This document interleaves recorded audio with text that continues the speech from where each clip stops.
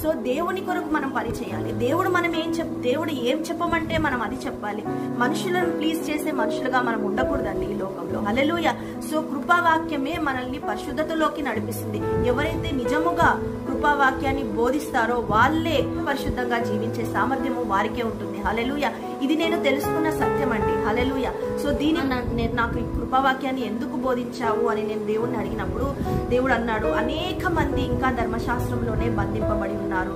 ధర్మశాస్త్రం క్రింద ఉంటే పాపము ప్రభుత్వం చేస్తుంది. ధర్మశాస్త్రం క్రింద ఉంటే కానీ వారు కృప కిందికి రావాలి. యేసే ప్రేమ గురించి తెలుసుకోవాలి. యేసు చేసిన శిల్వ యాగం గురించి ఎప్పుడైతే మనుషులు తెలుసుకుంటారో కృప వారికి సహాయం చేస్తుంది, వారిని పరిశుద్ధపరుస్తుంది. వారు ఈ లోకం భ్రష్టత్వం నుండి వేరు చేయబడతారు. అప్పుడు పరలోక రాజ్యమునకు అర్హులైతారు అని దేవుడు ఎప్పుడైతే ఈ సత్యాన్ని బోధించాడో అప్పటి నుంచి నేను కృపావాక్యాన్ని లోతుగా చదవడము, కృపావాక్యాన్ని లోతుగా ధ్యానించడం, కృపావాక్యాన్ని నేను ఎంతగానో ఇష్టపడతానండి. హల్లెలూయా. నువ్వు దేవుని ప్రేమను పొందుకుంటేనే తప్ప నువ్వు కృపావాక్యాన్ని నువ్వు తెలుసుకోలేవండి. కృపావాక్యానికి నీ మనోనేత్రాలు తెరవబడవు.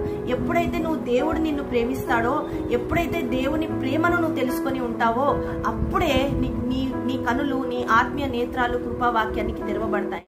నువ్వు దేవుని ప్రేమను పొందుకుంటేనే తప్ప నువ్వు కృపావాక్యాన్ని నువ్వు తెలుసుకోలేవండి. కృపావాక్యానికి నీ మనోనేత్రాలు తెరవబడవు.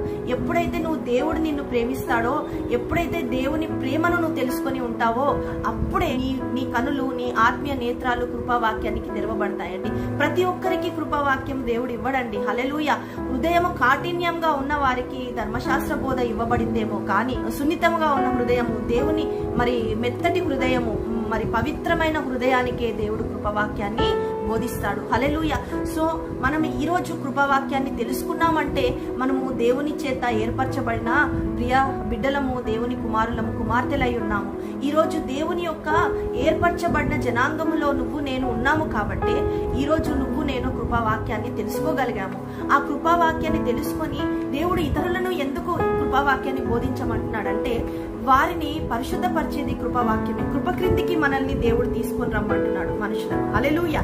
Praise the Lord. దేవుడు ఈ వాక్యాన్ని దీవించును గాక. దేవుడు అనేక మందిని, నిన్ను నన్ను వాడుకొని అనేక మందిని దేవుడు కృప క్రిందికి తీసుకొని వచ్చి వారి కృప ద్వారా పరిశుద్ధపరచబడి దేవుని యొక్క రాజ్యంలోకి మనమందరము కూడా మనతో పాటు అనేక మందిని రక్షణలోకి నడిపించాలని దేవుడు నిన్ను నన్ను ఏర్పరచుకున్నాడండి. Hallelujah. Praise the Lord. God bless you all.